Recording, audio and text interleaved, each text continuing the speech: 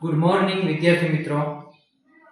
આજે આપણે ધોરણ 10 માં વિજ્ઞાન વિષયમાં ચેપ્ટર નંબર 1 રાસાયણિક પ્રક્રિયાઓ અને સમીકરણો એનો એક બહુ મહત્વનો ટોપિક છે।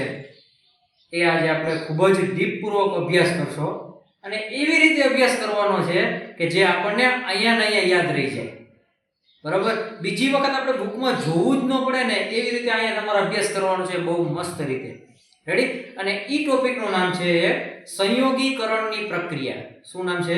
સંયોગીકરણની પ્રક્રિયા।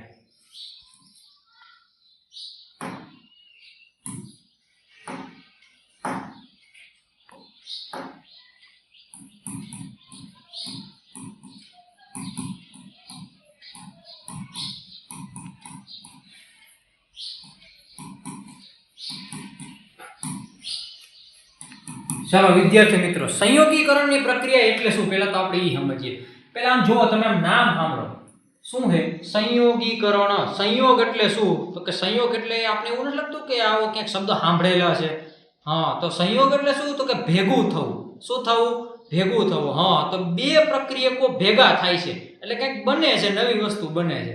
બરાબર, વિજ્ઞાનની રીતે સમજીએ તો આપણે એવી રીતે કહીએ કે જે રાસાયણિક પ્રક્રિયામાં બે પ્રક્રિયકો ભેગા થઈને માત્ર ને માત્ર એક જ નિપજ બનાવે તે રાસાયણિક પ્રક્રિયાને કહેવાય સંયોગીકરણની પ્રક્રિયા। શું કહેવાય? સંયોગીકરણની પ્રક્રિયા।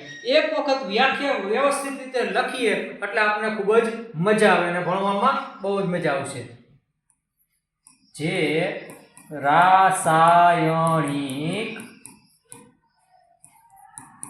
પ્રક્રિયામાં બે પ્રક્રિયકો ભેગા થઈને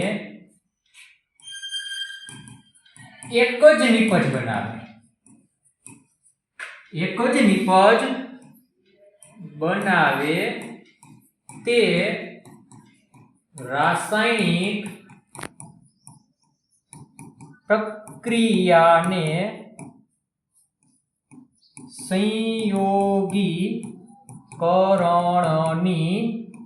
પ્રક્રિયા કહે છે। હાલો, હવે વ્યવસ્થિત રીતે આપણે સમજીએ શું લખ્યું છે। જે રાસાયણિક પ્રક્રિયામાં બે પ્રક્રિયકો, એટલે તમે એવું માનો ને કે બે કંઈક અલગ અલગ વસ્તુ પડી છે। બરાબર, તમે એને શું કહીશો? તો કે બે અલગ વસ્તુ પડી છે ને એને તમે અત્યારે પ્રક્રિયકો માની લો। બરાબર, હવે શું કીધું? બે પ્રક્રિયકો ભેગા થઈને, એટલે ઈ બે શું કરશે? ભેગા થઈ છે, જોઈન્ટ થઈ છે। બરાબર, ભેગા થઈને માત્ર ને માત્ર શું બનાવે છે? તો કે એક જ નિપજ બનાવે। એટલે કે બે વસ્તુ ભેગી થાય અને કંઈક નવીન એક જ વસ્તુ બનાવે। આવી રાસાયણિક પ્રક્રિયાને શું કહેવાય? તો કે સંયોગીકરણની પ્રક્રિયા કહેવાય। શું કહેવાય? સંયોગીકરણની પ્રક્રિયા। એક વ્યવસ્થિત મસ્ત રીતે ઉદાહરણ લઈ એટલે આપણે વધારે ડીપમાં ખ્યાલ આવે। બરાબર, આપણે વધારે સમજ પડે। સિમ્પલ ઉદાહરણ લઉં છું। એક આ નામ શું આનું? તો કે આનું નામ છે કાર્બન। શું નામ છે? કાર્બન। આપને બધાને હવે આના વિશે તો બહુ ખબર પડી ગઈ છે કે આનું નામ છે કાર્બન, પ્લસ આનું નામ છે શું? ઓક્સિજન। શું નામ છે? ઓક્સિજન। એટલે કે જો આ બે પ્રક્રિયકો થયા, આનું નામ શું? તો કે કાર્બન। આ નીચે લખી નાખું, કાર્બન। બરાબર, આનું નામ શું? તો કે આનું નામ છે ઓક્સિજન। શું નામ છે? ઓક્સિજન। હાલો, હવે આ બેને આપણે શું કહીશું? તો કે આ બેને આપણે પ્રક્રિયકો કહીશું। શું કહીશું? પ્રક્રિયકો। હવે વાંચો પાછો, બે પ્રક્રિયકો ભેગા થઈને, તો હવે આ બે શું થઈ છે? ભેગા થઈ છે અને શું બનાવશે? એક જ નિપજ બનાવશે। એટલે બે પ્રક્રિયકો ભેગા થઈને માત્ર ને માત્ર એક જ નિપજ બનાવે। શું બનાવે છે? માત્ર ને માત્ર એક જ નિપજ બનાવે છે। અને શું બનાવ્યું? તો કે CO2। આપણે CO2 નો ઓળખી જ છીએ। તમે જે શ્વાસમાં બહાર કાઢો છો કે નથી કાઢતા? શું કાઢો શ્વાસમાં બહાર? તો કે કાર્બન ડાયોક્સાઇડ વાયુ બહાર કાઢો, ખબર જ ને? હા, તો કે આ કાર્બન ડાયોક્સાઇડ વાયુ રહ્યો ને ઈ બને છે કાર્બન ડાયોક્સાઇડ। હાલો, વ્યવસ્થિત પહેલા હવે તમે વ્યાખ્યા વાંચો। જે રાસાયણિક પ્રક્રિયામાં બે પ્રક્રિયકો જો આ રહ્યો, એક કાર્બન પ્રક્રિયક અને બીજો પ્રક્રિયક ઓક્સિજન, બે પ્રક્રિયકો ભેગા થઈને શું બનાવે છે? એક જ નિપજ બનાવે છે। શું બનાવે છે? માત્ર ને માત્ર એક જ નિપજ બનાવે। જો આને કહેવાય નિપજ। શું કહેવાય? નિપજ બનાવે છે।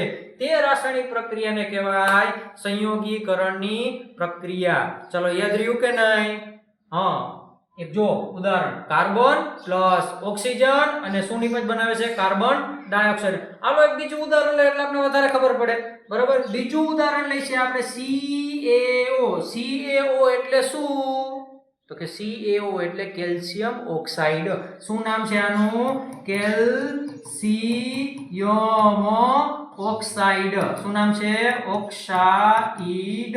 બરાબર, કેલ્શિયમ ઓક્સાઇડમાં તમે શું નાખો છો? તો કે પાણી. પાણીને શું કહેવાય ભાઈ? તો કે H2O કહેવાય. પાણીને શું કહેવાય? H2O. એટલે કે કેલ્શિયમ ઓક્સાઇડમાં નાખો છો પાણી અને શું બનાવે છે? તો કે કેલ્શિયમ હાઇડ્રોક્સાઇડ બનાવે. એટલે કે CaOH ટ્વાઇસ બનાવે. શું બનાવે છે? કેલ્શિયમ હાઇડ્રોક્સાઇડ બનાવે છે. શું બનાવે છે? Calcium hydroxide. જો જઈને એક પ્રક્રિયક એટલે કયો? તો કે CaO. બીજો પ્રક્રિયક એટલે કયો? તો કે H2O. આ બંને ભેગા થઈને માત્ર ને માત્ર એક જ નિપજ બનાવે છે. અને એ કઈ નિપજ બનાવે છે? તો કે કેલ્શિયમ હાઇડ્રોક્સાઇડની નિપજ બનાવે છે. બરાબર, હવે આ કેલ્શિયમ ઓક્સાઇડ તમે કે જોયું? આ કેલ્શિયમ ઓક્સાઇડને કહેવાય કડી ચૂનો કહેવાય. શું કહેવાય? કડી ચૂનો. તમારા દાદાને પૂછજો, જેને તમે કડી ચૂનો જોયો તો બધાય હાથ પાડશે. કા? તો કે પેલા દિવાલોમાં હે ને કડી ચૂનો કરતા હતા.